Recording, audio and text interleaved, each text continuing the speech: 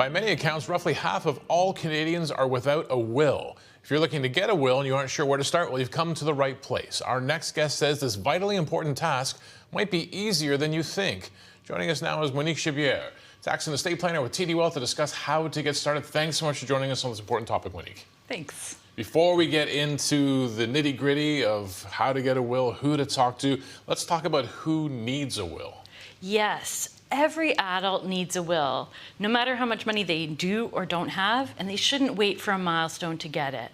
So what a will does is it appoints someone to handle your affairs after your death. If you've got young children, it appoints a guardian for them.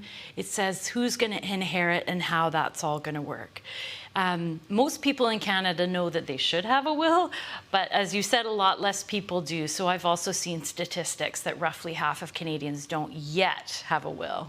So we know that we should have a will, and for the half of us who do not, what are the barriers? What's stopping them? Yeah, well, if you think about the journey that a person goes to make a will, they're actually, and they start to think about it, it can seem like there's a lot of steps along the way. You know, you need to decide that you need one. There's a lot of decisions to make along the way. To make those decisions, you need to learn some information, what the options are along the way. Then you need to figure out which of the different paths you're going to choose. You're going to go the lawyer, the notary route, the online will service route. So it can get pretty daunting for people. And they may think, oh my goodness, I don't know enough, or it's too overwhelming, or I don't know which path I should go, or I can't afford this. And so it's just easy to say, I'm going to leave it for another day. It's important, but it doesn't always feel urgent when we're healthy. Feels like one of those things, too. Yeah, when you said when you're healthy, people don't like to think about when they're not healthy and that they're going to need a will, right? Exactly. It forces us to think about mortality. Things we don't want to think about, yeah. Exactly, but it is important and we need to get this process started. So how do we get the process started? Yeah, well, one really easy way to get the process started is, instead of thinking of it as all these different steps, to instead really break it down to one step. My one step is, I'm going to make an appointment with a lawyer or a notary. And that is a much easier, more manageable task to do. So lawyer or notary will be different depending on which province you're in, and Quebec's a little more common to have notaries. If you have an advisor, your advisor is a great source of referrals, and sometimes people may have friends who have referrals as well. But that's not necessarily the right starting point for everyone. They may not be ready to jump into that office right away. So if they're not, then it's thinking a bit more, what is my barrier? So if my barrier is, I don't know enough yet, you can watch videos like some of the Money Talk videos. So many other Money Talk videos. Yeah. Exactly.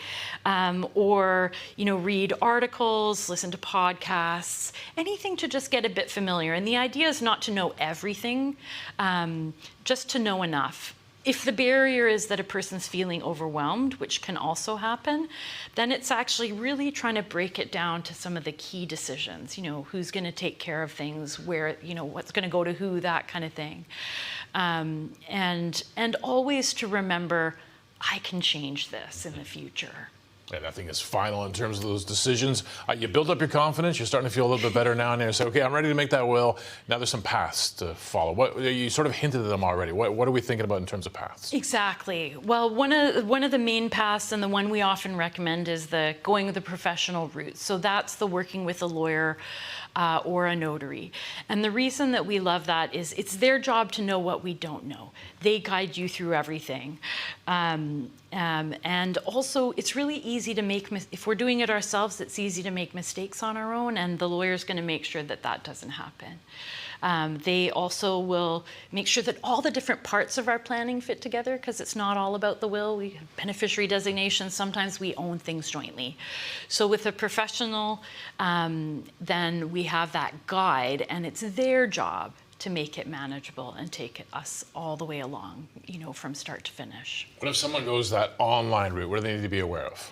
Yeah, well, now you're doing it yourself, right? Yes, yeah. Exactly. Now you're doing it yourself. So, the online will services have come a long way in the last few years. They're affordable, but there are some risks because they don't know what they don't know. So I have actually seen an example where someone wanted to leave half their estate to their spouse and half their estate to their kids.